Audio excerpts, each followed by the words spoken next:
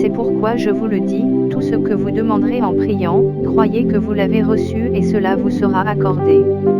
Je prie qu'il vous donne, conformément à la richesse de sa gloire, d'être puissamment fortifié par son esprit dans votre être intérieur, de sorte que le Christ habite dans votre cœur par la foi. Je prie que vous soyez enracinés et fondés dans l'amour. Or la foi, c'est la ferme assurance des choses qu'on espère, la démonstration de celles qu'on ne voit pas. Car nous marchons par la foi et non par la vue. Que le Dieu de l'espérance vous remplisse de toute joie et de toute paix dans la foi, pour que vous débordiez d'espérance, par la puissance du Saint-Esprit. Mais qu'il la demande avec foi, sans douter, car celui qui doute ressemble aux vagues de la mer que le vent soulève et agite de tous côtés. Or, sans la foi, il est impossible d'être agréable à Dieu, car il faut que celui qui s'approche de lui croie que Dieu existe et qu'il récompense ceux qui le cherchent.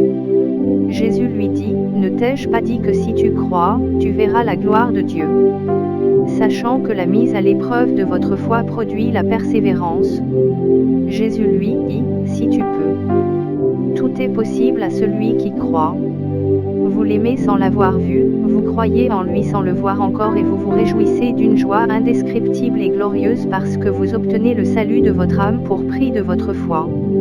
Jésus lui dit, c'est moi qui suis la résurrection et la vie. Celui qui croit en moi vivra, même s'il meurt, et toute personne qui vit et croit en moi ne mourra jamais. Crois-tu cela? Puisque tout ce qui est né de Dieu remporte la victoire contre le monde, et la victoire qui a triomphé du monde, c'est votre foi. Tout ce que vous demanderez avec foi par la prière, vous le recevrez. Jésus lui dit, vas-y, ta foi t'a sauvé. Aussitôt il retrouva la vue et il suivit Jésus sur le chemin.